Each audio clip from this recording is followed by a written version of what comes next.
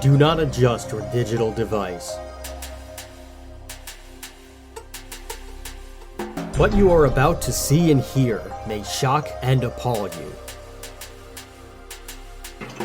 Join our hosts as they encounter countless thrills, spills, chills, and hilarity as they explore the very weirdest in pop culture.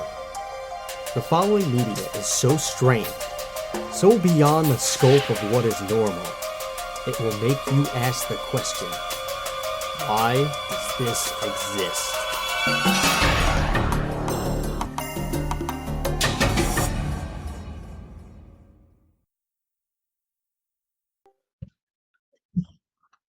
Hello, everybody, and welcome to another episode of Why Does This Exist? Greetings and salutations. I'm Chris, And I'm Rob. and it's been a while. It's been a while. We We've been fighting sicknesses and all and kinds of health. shit. We've been fighting health and sickness. Go figure. It's it's been a doozy this past month, and all Yeah. kinds of other shenanigans going on behind the scenes of our lives. So we have not given you the October you deserve, so we're gonna start it now. Late in the game, but we will try to at least get you a couple of episodes this month. Yeah. Today, we're going to be talking about The Grim Adventures of Billy and Mandy, a lovely little cartoon from, well, some sort of a renaissance, what a Cartoon Network era. Some really neat little cartoon that you may or may not have watched when you were a kid. Just around around 2001 through about 2007. They did a bunch of really great shows and specials, and honestly, it was just a really fun, lovable thing. For a little while, Grimm was my favorite cartoon character. He surpassed Homer Simpson for just a brief amount of time, and Homer Simpson has reclaimed the throne. Although The Simpsons has really not it's not been its best work the last few years, but More than the last few honestly, years. More, yeah, I'd more say than a decade. yeah, I was being generous. At least the past 15 years, 12 years, it's been like Yeah. just okay. But just okay for 30 years show is still not bad, but it Yeah. is well past its prime. It's basically Kiss after their second retirement tour, where it's just like, all right, get on with it already. Speaking of, I think we should probably dedicate this episode to Ace Frehley, Yeah. who unexpectedly passed away this previous week. And he actually passed away not far from where I am. Apparently he lived in Sparta, New Jersey, which Really? is yeah, and he passed away at Morristown Hospital, which is like probably about 45 minutes from me, so not too far away. I would have never guessed that the Space Ace just decided to. Well, like then again, I mean, it he's does. from New It York is fit. originally, so it's not like it's a far cry from where like he, grew up really.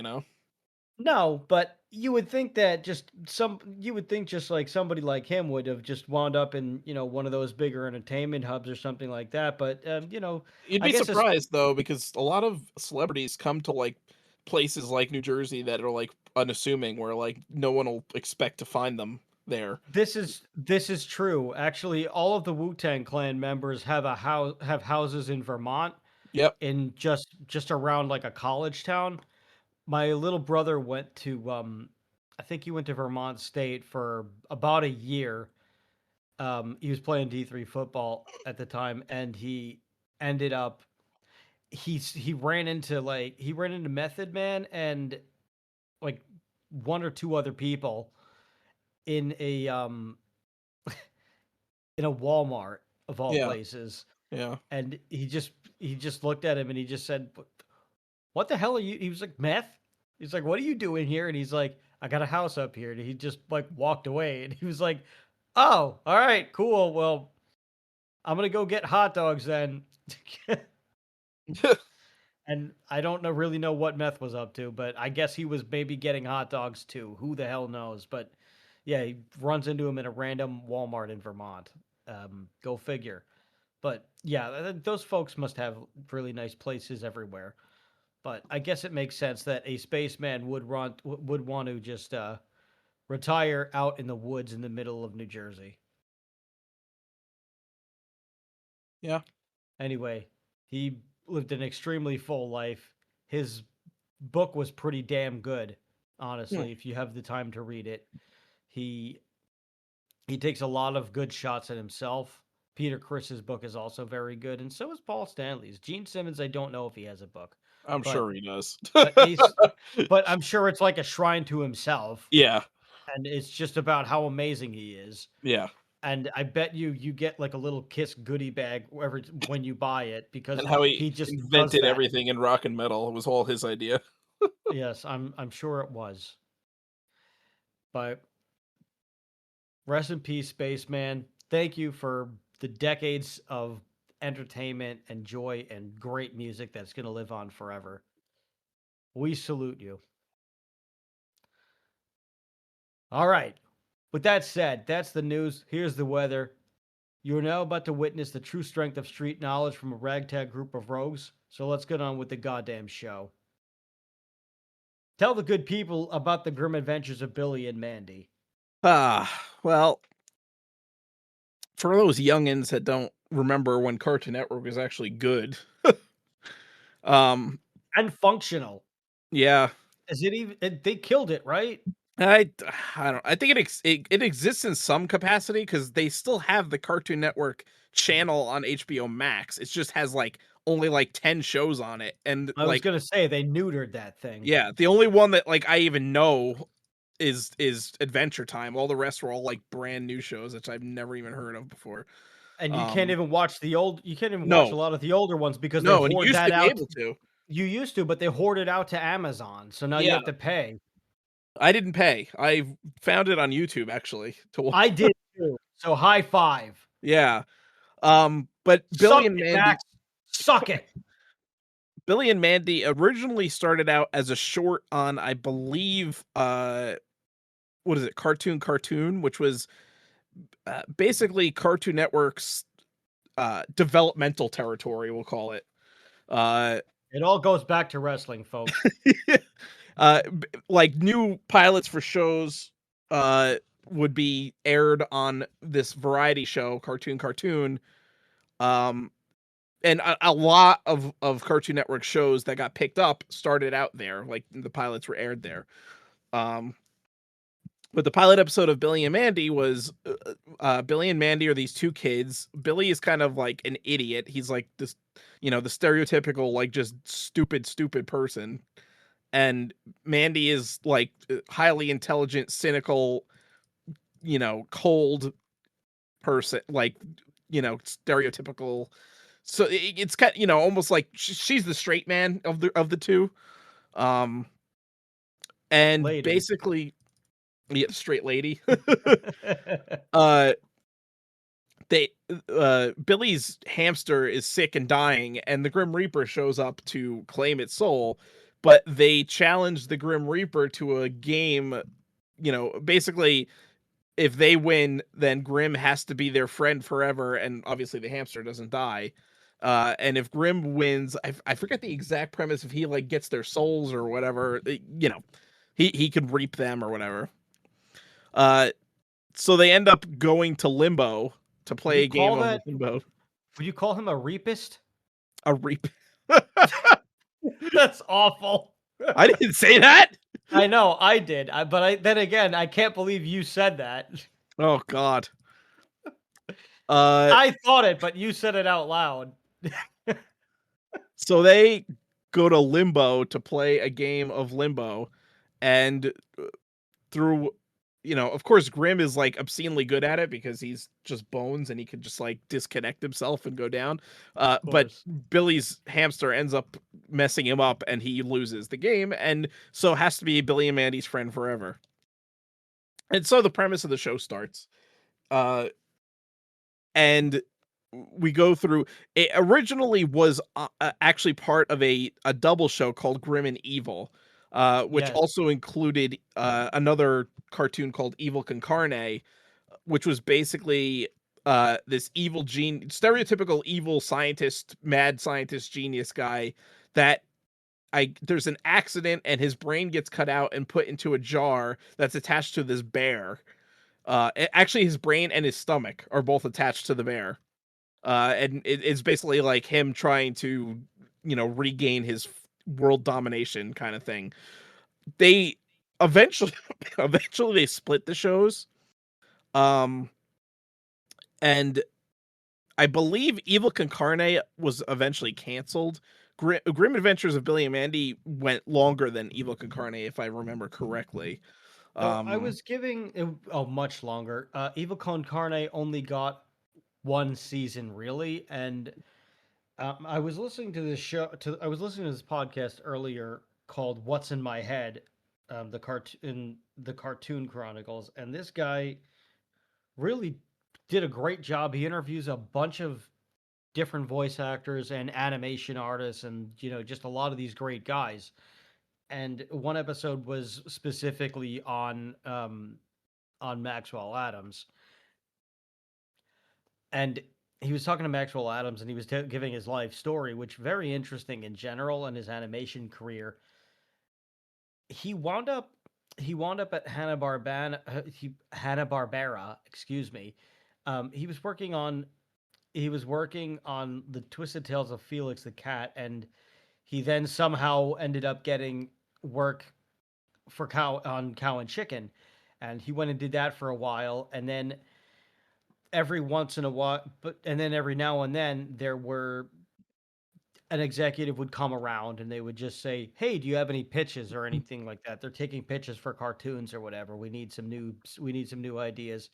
So if you got anything, they go down the hall at noon or whatever it is, right? And he he had this idea for Billy and Mandy from a cartoon, from like one of his pitches that he had thought about in college, called Milkman, and he tried to pitch Milkman, and he had all this thing come up, and he had like a short, like, I guess, storyboard to show them or whatever it was. And the premise for Milkman is quite silly. It's a carton of milk that, I guess, photos of missing children would appear on its back, and he would look on its back and would see the child or his front or wherever the photo was, and he would track down the missing child and return them to their parents or whatever, right? Very ridiculous concept. I don't think anybody is ever going to green light that, and even he has just said no one is making that cartoon ever. um, but in the cartoon, Billy and Mandy were like side characters that just appeared in the Milkman thing, and he showed Milkman to one of the executives, and they looked at Billy and Mandy and they were like, "What's going on with these two kids?" And he already had something fleshed out for them, but not necessarily the Grim Reaper thing. But also, he knew that they hated the devil from Cow and Chicken, so he was like, "Okay, well, they're friends with." He was just throwing it out there, where he was like, "There's these two kooky kids, and one of them's a cynic. The girl is a cynic, and the boy is just an idiot. And they're friends with either the Grim Reaper or the devil. I don't really know. Just figuring that, well, Cartoon Network hates the devil, so maybe we won't do the devil. And for some reason, they were like, oh, yeah, you could actually, that might work. Let's just try it with the Grim Reaper, right? And then he had the other idea for Evil Con Carne, and he was like, well, I have another idea too. So he pitched that, and they were like, okay, cool. We can do both of them. Let's see what happens. They both got greenlit at the same time, so they just said, "Hey, you could do both things if you want. You could have one thing Billy and Mandy and the other thing Evil Con Carne, and you just have two separate episodes and you just splice them together, and it's grim and evil." So that's how mhm. that came together. Um, then after a while, they kind of looked. He was just kind of getting burnt out from doing two things, and he was just kind of doing too much, juggling both shows. And Billy and Mandy was clearly getting higher ratings than the Evil Con Carne segment. And they looked at him and they just kind of, and I think after the popularity came between both of them, they split them off into separate shows. And he was doing the two shows. Sorry, I'm getting things out of order. I do that. It happens. If you've listened to the show before, you know that this shit happens. So don't act surprised unless this is your first Botch. rodeo. Anyway, so he splits them up. He does the two shows. He gets burnt out. Billy and Mandy is clearly the better show, Yeah. and the Cartoon Network people just come over to him and they're like, "Hey, man, you might need to drop one." And he just said, and he kind of was like, "Oh, thank God. I don't I even know just if that you could I call it just the want to do Billy and Mandy." I don't know if necessarily it was the better show because Evil Con Carne was not terrible. It wasn't a bad show either. I think No, I'm not Billy saying and it was Mandy just bad at ended up being all. the more popular one. Well, that's what I mean by the better show. I mean the Yeah. better show in terms of audience popularity. I'm not saying the better show in terms of it was better. That's for you to decide. If you want to say in the comment which show was better, go right ahead. I really I don't care. I think it also Billy and Mandy kind of had the upper hand there for like being the first pilot that aired on Cartoon and getting that That you know too. that early boost, so people it was more recognizable. And then when they made Grim and Evil, like I think Evil Con Carne also had been on Cartoon at one point, or some it had made an appearance at some point. But I think Billy and Mandy was just the more recognizable of the two shows that and more popular. I think um so. Also, I think the concept was a more original than Evil Con Carne. yeah, Evil Con Carne was a little cliched at times, and it was very clearly a parody of the stereotypical arch villain kind of like Ernst Stavro Blofeld from James Bond, and who obviously was the inspiration for Dr. Evil. We talked about that on the Austin Powers episode. Basically, Evil Con Carne is that kind of character, just another evil mastermind, that wants to control the world. Uh, so not terrible, just kind of a little cliched. Right. Whereas Grim Adventures of Billy and Mandy was kind of a new concept. It wasn't really. It was very for a children's show. I noticed this while I was watching it recently. It was very morbid Oh and yes. like for a lot of adult jokes, obviously, which flew over the heads of us as kids watching it as kids, but very very obvious now when you watch it as an adult. Like, wow, I can't believe they got away with it. But that was a lot of cartoon shows in the '90s and early 2000s. Oh yeah. Um, Well, the innuendo, it was some of it was a bit like some of it was a bit more subtle than let's say in Animaniacs where it was right in your face. I think yeah, like the the adult jokes that I was or noticing, Ren and Stimpy. yeah. So the notes that I took from this was when I saw an adult joke that would fly over a kid's head, that stuff was more in the dialogue and not as much visual. Yes, yeah, no, it was 100% Animaniacs the dialogue. where Animaniacs, it was a lot more visual, but that's a Which different but totally different types I of shows. I also think that, yeah, Animaniacs was more of a slapstick kind of comedy. Right. Where And also they were pushing the envelope as far as they could go because they were testing the limits yeah, where they kind of knew or with Grim with Billy and Mandy, they kind of knew where they could place it, how much they could push and what was appropriate. Like they yeah. weren't trying to go overboard. I forget what line I heard, and I should have wrote it down when I heard it because I was actually shocked about how like it got through the censors because it was like very like heavy like sexual innuendo, I believe. And I was like, wow, I can't believe that got past the censors. But you got to wonder how much the censors actually watched the show. Did they watch like the first 5 minutes and then they're like, okay, this is good, and then fucking stamp of approval and let it That go? wouldn't surprise me Yeah, because I mean, because I'm sure their whole day is just things like that. yeah, And after a while, like it might all like what time were they watching the show, right? Because if they were watching this at like 4:30, I highly doubt that they were even paying attention to shit like that yeah. by then. They might have just been tired or burnt out from, whatever other things that they watched and critiqued and put their notes on. Yeah. Where at the end they might have just been like, "Yeah, I guess this is okay. We could just it's fine." Or there might have been like maybe one of the like I don't know how many sensors are in the room at a time. I'm sure there were at least 5 to 10 people at the during this era, and maybe one of them caught on with it, but I feel like 1 out of 5 they kind of just don't care. Yeah. I think for the censors it's really one where the majority will just raise their eyebrows or whatever it is that they use to You know, determine these things. it's really interesting about Or Billy and maybe they Mandy. just work maybe they just wake up maybe it depends on the day and you just catch them on a good day or a bad day. Like maybe a bad day, the censors will just every show just get something just I don't know, because. because back in the And then there '90s, might be other days. there wasn't really much that got censored. They had a Maybe freaking they Toxic Avenger cartoon.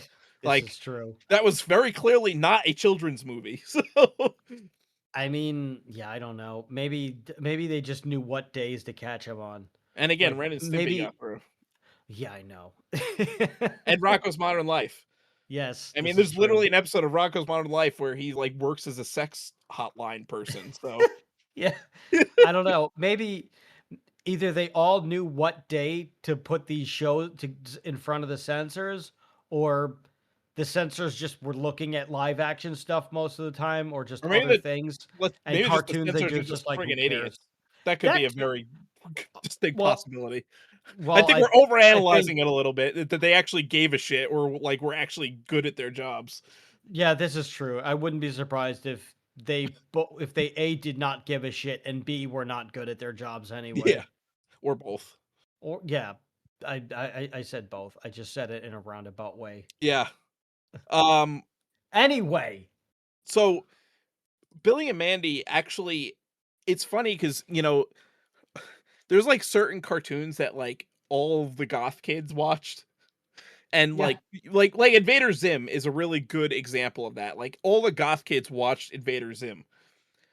Billy and Mandy, I feel like, wasn't really, I mean, a lot of people watched it, but I don't like it. It didn't become like this goth kid trope, like Invader Zim did, No, which I think surprises me because I would say I this is more of a goth show than Invader Zim was. it in some ways, I think because it has I think because it has a lighter color palette.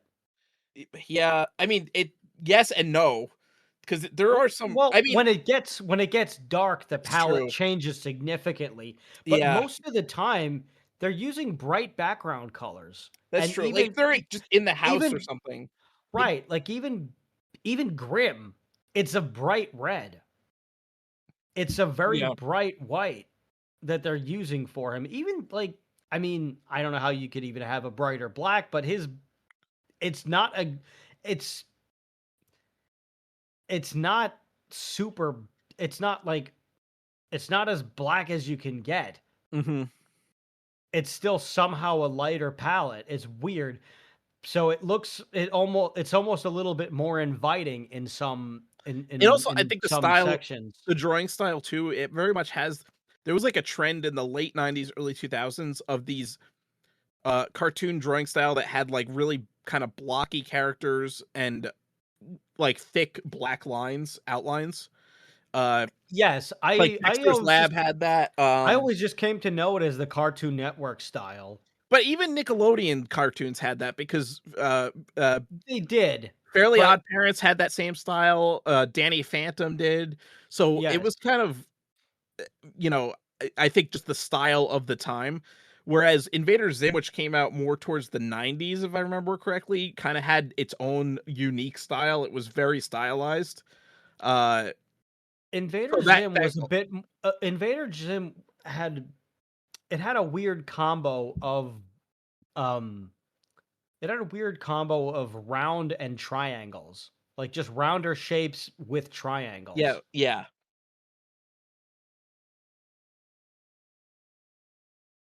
yeah.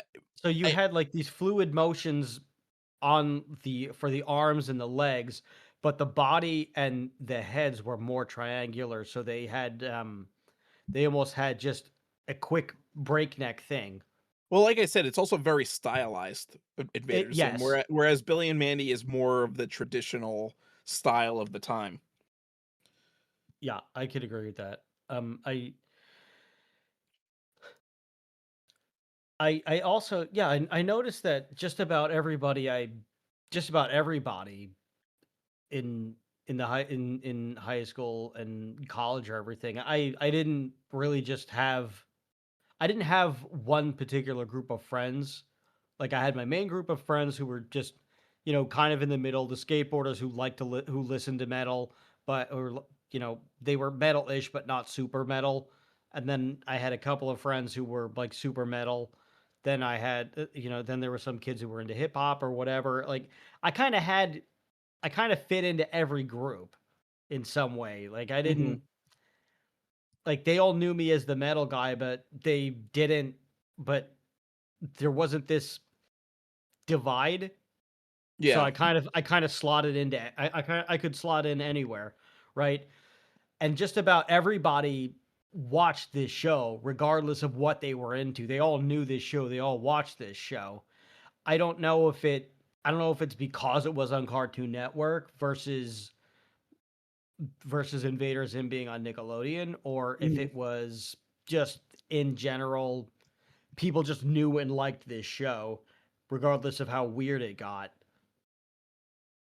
I really don't know, but Billy and Mandy just kind of slots into the everybody category, even though Yeah. it shouldn't.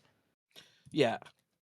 I mean, it's definitely got very heavy like goth undertones, and But especially yeah, I like never classified it as a goth show either. yeah, which is again, it's weird because it really could be like, there's the one episode where Grimm goes out with a goth girl, like he I like falls watched in that love with a one goth girl. today. Yeah, I watched that one the other day, and and then there's the brain eating meteorite episode, which was the song was actually sung by Voltaire, who is a gothic cabaret singer, kind of like his Yes. style. So And also, who could forget Dracula, the Wolfman, the Boogeyman, and also yeah, just, going into the underworld. On top of that, you have all of these giant spider things, yeah, like the beloved Jeffy, who is the Jeff the only Spider. he's the only spider I've ever liked. Uh, Jeff was always like one of my favorite characters, and I always felt so bad for him who because he just Maxwell Adams voices too. yeah. Um, I he was just like he got such shit treatment by Billy, and all he wanted was a dad He's basically. he's in And such an Billy hated abuse. spiders. It's such an abusive relationship that it's it's tragically hilarious. And Jeff is also like so oblivious to it at first. Yeah. With like, there's like one part where Billy like sets up this elaborate trap and tries to drop a piano on him, and Jeff's just like, "You were trying to hit me with that baby grand piano, weren't you?" Like Yeah. after, But then there's other episodes where he runs into Jeff again, and Jeff is just so happy to see him, and he's terrified. So like Jeff is having he finds out that he was a girl spider, and he's having thousands of babies, and he's just said, "Dad, I'm so glad I got to see you. You're gonna be a grandpa," and he's just freaks out, and tries to run away, and poor Jeff is just sitting there, and he goes, "Well, I only have a certain amount. The problem is when we reproduce, we only have a certain amount of time left on this earth. So I'm going to die soon. And I want to make sure, and I want to just tell my dad I love him. Like he wants mhm, to have a quality time with his dad." yeah, And then, of course, and then, of course, he donates all the spiders to like the people of the town, and they hatch and they wreak havoc on everybody. yeah, And then, and then Grim just he just refills Jeff's hourglass so that he can keep him alive because so that he can torture Billy. yeah, But I think it's also really funny because there's a part where he just tells him about having grandkids. He's just said, I've had thousands of eggs."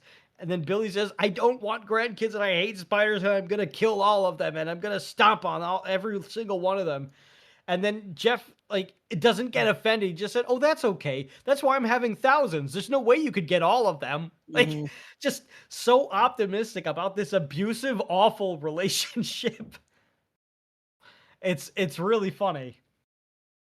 I Um, I do also name any bathrooms. I do also call any bathroom spiders Jeffies. uh, Not that I see them often, but when I do, I'll just like I think I've like said that to you one time. Like I think I ran it. I think I like went to the bathroom at your place and I saw one and I came out and I just said, "Hey, you got a Jeffy."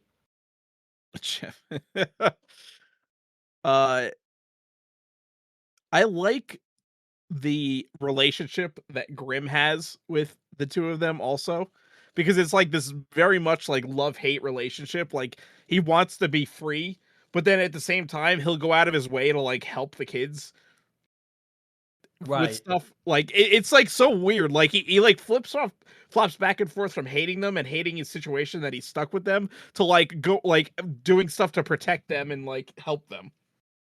Yeah, he ends up it's really sweet how by the end of it he ends up genuinely caring for them. Yeah. And sure he grumbles about it, but I think he I think he I think he ends up caring for them a lot more. But there's also a conflict, right? I don't think that he hates them specifically. I also don't even know if he entirely hates the situation, but I think with Grimm, it's almost there's almost this philosophical struggle that he's having with the self because at the end of the day, he is the Grim Reaper. He's Yeah. been the Grim Reaper for hundreds, if not thousands of years. No one has ever told him what to do. He's Yeah. understood his job and his purpose, and that's all that he knows for the longest amount of time. And then one day he loses in a game of limbo, and which limbo just being funny in general because he is limbo. He is the in between, right? So that's interesting on itself. But he loses this and then he himself is in a state of limbo, a permanent limbo because he's has to be friends with these children forever and he inadvertently becomes their guardian in a way. So Yeah. he's torn because this goes against everything that he's known for his whole afterlife, right? Yeah. He's he now has a different and new purpose that he is slowly liking or he's slowly enjoying and appreciating, and it's almost like he's almost a father figure in a way to them, and they are almost children to him in some way. So I think he's constantly struggling with his old with letting go of the old purpose and accepting the current one and adjusting to the current one. And I think that in between struggle is what we're seeing a lot of the time. Yeah. Yeah, I agree. And it makes for an interesting makes for what's the word I'm looking for? Dynamic, I guess, Yes, between, Grimm and, his need to do his job and also like, help the kids and, listen to what they have to, well, especially Mandy. Mandy really could like tells Grimm what to do because she's very clearly like the dominant, you know, yeah, person there. And Mandy's, she's supposed to be like this hyper intelligent, kind of Wednesday Adams s character, very deadpan, you know, s- slightly evil in a way, but not really, just you know, dark, I guess. yeah. I guess a Uh, chaotic neutral. yeah. Um. It's also just a very unique portrayal of the Grim Reaper. It's a very different approach. Yes. You've never seen him like this before or since. And also, I do Family Guy kind of appreciate had I also Family Guy's. appreciate sorry, say what you were Well, gonna say. I was gonna say Family Guy's portrayal of death was kind of different also. It Uh, was. Just but a guy who's, like, tired of what he's doing. yeah, Also, I mean, Norm Macdonald was great for that, but y- I also appreciate the choice by Greg Eagles to and maybe this was part of maybe this was in the character description or maybe this was a choice that Greg Eagles made, but to give Grimm a Jamaican accent. It just fits yeah, perfectly and it does. I can't picture him different. For this show, this is perfect. Yeah, it really does work very well. Right, and I mean, obviously, it's the Grim Reaper and the afterlife and, the supernatural, so there's the obvious Papa Legba thing that you could see going on there that would lead to that choice and, just like a voodoo priest and something like that, and then throwing it in there. I know that's Haiti, so I know that's a different region, but if you but to just kinda take some of that and infuse it in the Grim Reaper and instead, give him that, I think it's a really neat flavor. Yeah, That honestly just makes Grimm more memorable, and I think that appealed to a lot of people too, where they're just it it it also continues to make the Grim Reaper less serious in a way, so you could really accept the whole dynamic. The whole like it adds to everything adds to the show yeah. and what it's trying to do. So it's everything was executed perfectly. The cast of villains is also really unique too.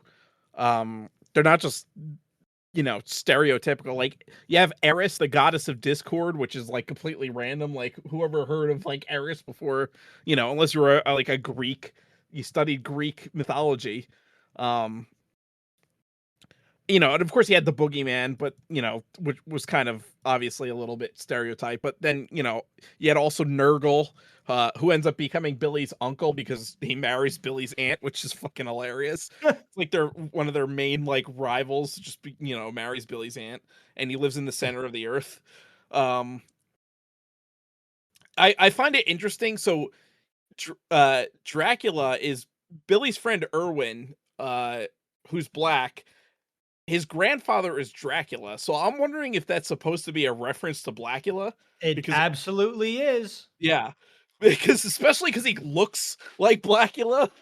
Oh yeah, Um, he it's clearly a Blackula reference, yeah, which we have uh, talked about 1 year ago. yes, it all comes full circle. Yes. Another one of my favorite characters is Hoss Delgado, who's basically a combination between Ash from Evil Dead and Snake Plissken. But he's also kind of like useless. He's like a friggin' exterminator, and he wants to kill monsters for a living. Uh, but he's pretty funny. I like Hoss Delgado. But just it's really fun cast of characters, and it's always funny how they're never really in any like danger, despite the fact that they're in like horrifying danger because they're dealing with supernatural forces and zombies and demons and all kinds of stuff. They're really never in danger. It's like it's this interesting juxtaposition that they're always in. um yeah, and whatever happens to them always gets like reversed by the next episode, which is a typical cartoon trope, of course. Of course. uh but Billy always ends up tending to be the one that gets the most physical comedy done to him. Sure. um Well, I mean, I think the moral of the show is just bad things happen to stupid people yeah, pretty much. pretty much because they're stupid. I was gonna say this, and don't take this the wrong way. I was watching the other day, and there was it was the episode. It was like the Valentine's Day episode, uh, where like everybody's going on like away on like a romantic holiday, and Billy's aunt doesn't have one, but there was doing like obviously like Billy's parents are going, and for some reason your Billy's dad reminds me of your dad. No, I could see that. He's a bumbling oaf. Yeah. Absolutely. Who, like, is just totally clueless to everything going on around him. Yeah.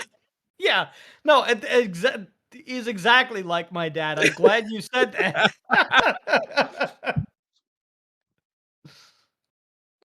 Oh god. I'll never watch that show again the same way. Yeah. Now I have to watch it with him in mind. Now you're gonna see your dad all the time whenever you watch the show. That's fine. I mean, my uncle has compared him to Homer Simpson at times too. So, and I could totally friggin' see that. Yeah. Like there's been well, there's been times where he just kind of walks into it as we're comparing him to other cartoon characters, specifically Homer. I think there was a time it it had to have been like a Christmas or an Easter or something like that. And I don't know, I think my dad probably he whatever he was wearing, he must have had some kind of like sauce stain on it or something. But whatever it was that he said something during dinner or whatever it was, and my uncle just looked at he's just said, "Your father is just like Homer Simpson." And my dad walks in almost on cue with the sauce stained polo or whatever with with the belly and everything, and he looks over to whatever is on display and he just says something to the effect of just "ooh, pastries" or "oh, cannolis" or something. And it's so perfect, and we just burst out laughing. Oh god. And he just looks over with whatever it was, like, in his mouth as he's eating, he's just, "What's so funny? We just made it worse." He always does things like this. Oh, there's a So, I'm apparently not surprised.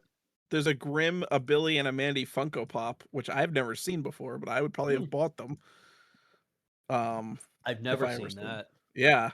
I don't know where they were available, if they're even still available. I gotta see Uh, these things. yeah. Um, oh, yeah.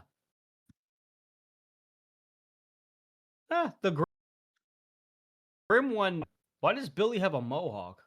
Does he have a mohawk when oh, no, it's his hat No, that I think looks it's like his a hat. mohawk. Yeah. It is his hat. It Yeah. just looks like a mohawk for some reason. Yeah, I would get the Grim one because it just looks exactly like the cartoon. Yeah, the Grimm one actually looks like really good. Yeah. It looks exactly like the cartoon. I mean, doesn't look like it looks like it goes for the normal price, so that's good. So I'm Hmm. sure if you wanted it, you could pick it up. I mean, I would, like, look it out. If I saw it, like, in a store on a shelf, I would buy it, but I've never been the one to seek out Funko Pops. I just, like if I'm, like, walking in a store and I see one that interests me, I'll be like, "Oh, well, let me buy this one." But That's I how it was generally for me for the most part. I think there were a couple of exclusive Deadpools that I might have had, and maybe some kind of a Batman, or there were only a handful that I bought online, and I think they might have been like some of them might have been bookend ones. No, yeah. they were like different. They were they were like Deadpool and Cthulhu variants, and I think all the other ones I just walked into a store and they just had a bunch of cool ones. Yeah. But thankfully, I know I've wanted to buy some of the Iron. I wanted to buy the Iron Maiden one of just the Power Slave one, but I know what happens when you go down that road. And the second that I buy one of them, the second that I buy one Funko, that's going to justify another one and another one and another one, and then all of a sudden I have 120 again, and I See, can't do that. I've been pretty, like, good with Funko Pops. Like I said, I only really buy, like, ones that I really think are cool or, like, obscure. Like, I have the and I think we did the Funko Pops episode, I think, didn't we? We talked about We Funko did. Pops. Yeah, and I think I talked about this, that, like, I have, like, Lopan and Gracie Law from Big Trouble in Little China. I have, like, Voltron. I have really random obscure ones like that. I have the Lemmy one. The Lemmy one was one of the ones that I was like, "Oh shit, I need to buy this right now," as soon as I saw it, just because it was Lemmy. Mhm. But, like, I have, like, Alucard from Castlevania, just characters that I think are really cool, you know? Do you have the Metallica ones? No, I don't have. I have just the Lemmy one actually for music, and then I have Okay. the Young Bucks for wrestling. Okay. Um, Surprised you don't have an Aussie one. yeah, I've never seen one. I don't know if I've seen one in this store. They're probably in Mm, like FYE or something since that's more music orientated. I could see that. Because that's where I found. I'm pretty sure that's where I found the Lemmy one was in FYE. Yeah, I could see that. God, is FYE even still a store? Do they They still have are those? yes, but it's shit now. It's not a record store anymore. It's like literally like it's basically a Funko Pop store. Oh man, that's a Like they bummer. have like a tiny section in the back with CDs, and then the rest of the store is fucking like swag and tchotchkes and Funko Pops and shit. That's disappointing. Yeah, it's basically like a glorified Spencer's now. Oh, but we Yeah, already have Spencer's for that. yeah, Oh, I guess it's Spencer's without the sex toys, yeah, pretty which much. which if you get rid of the if you get rid of the sex toys in Spencer's, it's just a shitty hot topic. Yeah, basically. That's sad. Well, anyway, It just doesn't have as much goth stuff, mm, anyway, you know. there are 2 billion Mandy video games, which I have not played, but I have seen them. I have not played either of them, either, because I was never really into uh like cartoon video game tie-ins because there really weren't many good ones. Um, but I Yeah, think it's a fighting it's game actually. that's interesting. It's the same. Yeah, same for me. The minute that I see a the minute that I would see a video game that was based off of a cartoon or even a movie, I would just stay away. It's weird because American cartoons kind of got the short end of the stick when it came to video games. Like they were kind of shitty, whereas anime had like really good video games. It was like weird the way it worked. There was so many, and I guess that's just like Japan gives a shit more than American companies do. Uh, because obviously it was very obvious that for American companies making these video games based on American cartoons, it was literally just a money grab. It's like, oh, look, it's cartoon. Let's just make video game because kids like video games and you know just get more money that way, basically. Yeah. I mean, once in a while you'd get lucky, but and the game studio would actually make a good video game Yeah, based off of this show or cartoon, it which was I rare though. think Like some of the Looney used Tunes based I video was games were kind of good. yeah, I was gonna say you saw a lot of that on the Super Nintendo, Yeah, and like where the like Porky Pig, The Capcom Disney games were fucking awesome. yeah, Um, but yeah, the Super it Nintendo. it really depended on who made them. Like if Acclaim made it, it was usually pretty good. I mean, they made Yeah, good games in general. I don't. There's not. I feel like you could count the number of bad Acclaimed games on one hand. But yeah, probably. I remember the Animaniacs one was really good. Buster Bust Loose was pretty good. Yeah, Porky Pig's Haunted Holiday, great game. I remember I had a Bugs Bunny game on Super Nintendo. I forgot what it was called, but that was pretty fun. It was hard though. It was like really hard. Yeah, Um, and then there was a Roadrunner game on Super Nintendo also, which was kind of fun. that's right. I forgot about that game. Yeah, there was quite a few good games back in that era. But I feel like when it got to the 3D era, there weren't many that translated well to video games. No, Not I mean the only decent 3D video game that I can think of that's based off of a cartoon is maybe maybe the Nicktoons racing game.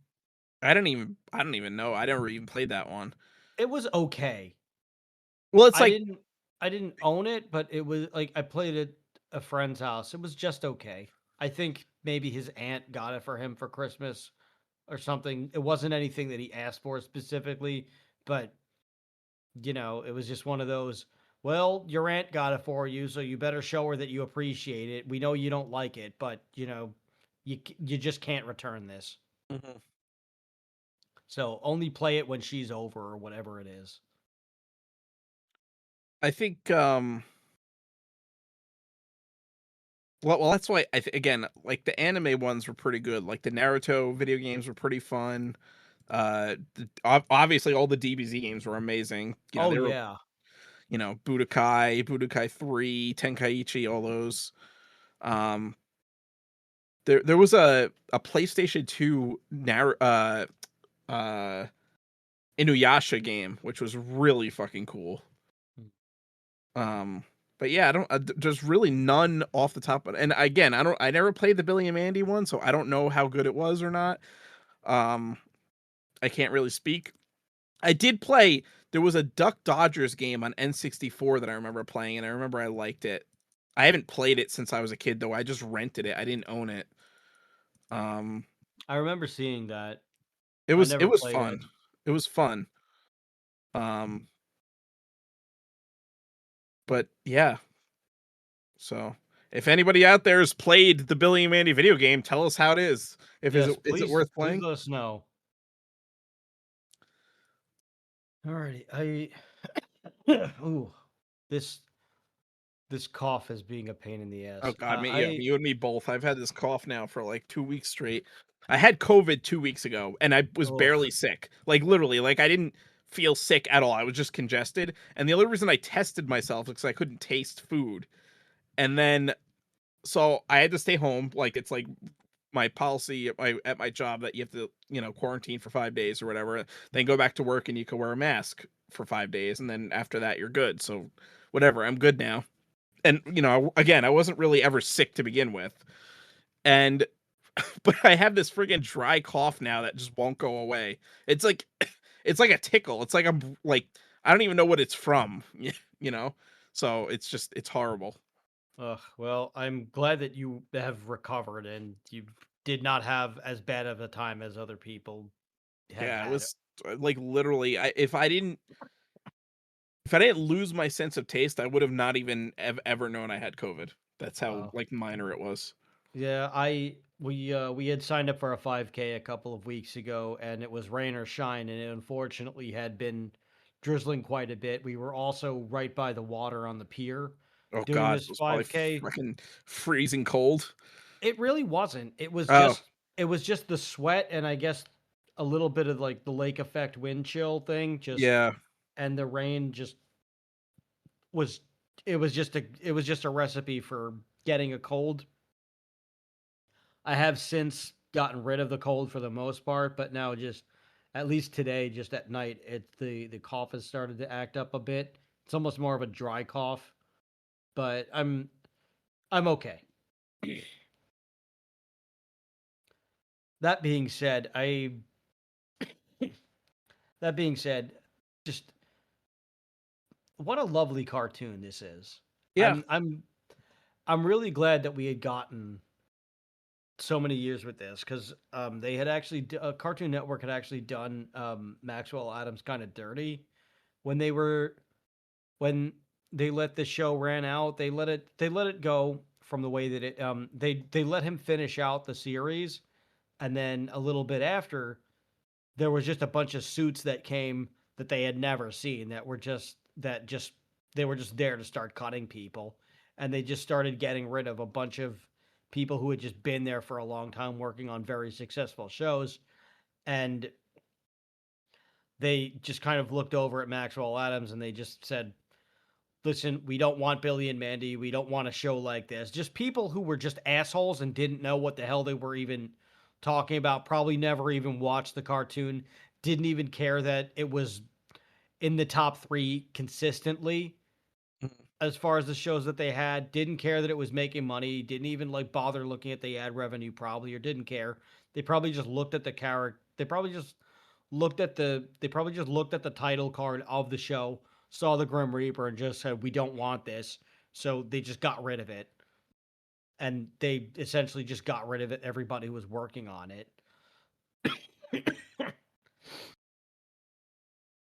but he has gone on to do other things, and it's also just really cool that that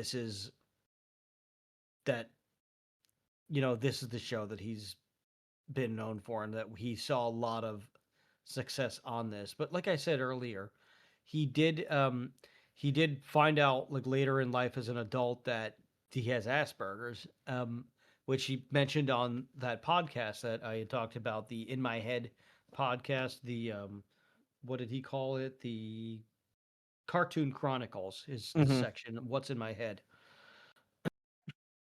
And he's he's noted that the that Billy, Mandy, and Grimm are all different areas of the autism spectrum. So Mandy is it's almost so Billy and Mandy, he's almost kind of made parts of him, where he says that Mandy is more the cold, rational way that Maxwell Adams learned to view the world in order to survive, and then Billy is he describes him as the fun and joyous inner world where he likes to spend his time, being Adams, and then Grimm is considered the moral mediator between the two, so he just kind of brings them together. Just really interesting how he's able to just take these which I think also adds to the success of the show, because these characters are almost extensions of pieces of himself in some way. Hmm. And I think it's really really cool that he had that this idea all came from him, and it really is a very special part of him that helps make him him and makes this show happen. So it's very interesting what we do with the cards that were dealt. um, that said, Billy and Mandy has also won. They've been nominated for a ton of awards. They were nominated for about three, yeah, three Golden Reel awards, which they did not win. They won. They've won an Annie Award for directing an animated television and production for the Attack of the Clowns episode. They did not get the other ones. They didn't get the other two th- three times nominated, won once. They also they also they also have two daytime Emmys. That's freaking awesome. Yeah. Both in outstanding individual achievement in animation. Hmm. So good for them. Nice. So a wonderful show that is perfect for Halloween, but also perfect for any time of the year. Yeah. Just a wonderful, pleasant show that I appreciate that we're allowed to have in this universe. Yeah. It's definitely a fun show, and yeah, it's worth checking out. Yep. If there was ever some sort of a revival, I think I would be okay with the way that they did Rocco's Modern Life and Invader Zim, where they had done the Netflix specials where it was just a one and done sort of thing. Hmm. I don't want a whole new season. No, there doesn't need to be. Yeah, I don't think that there needs to be anything. But if you know how this, you know how the landscape is, where everybody has the nostalgia factor, so they're just feeding off of that, and they're bringing old shows back for you and me. If if they did something with this, I think the best case scenario is just a one and done special. Yeah.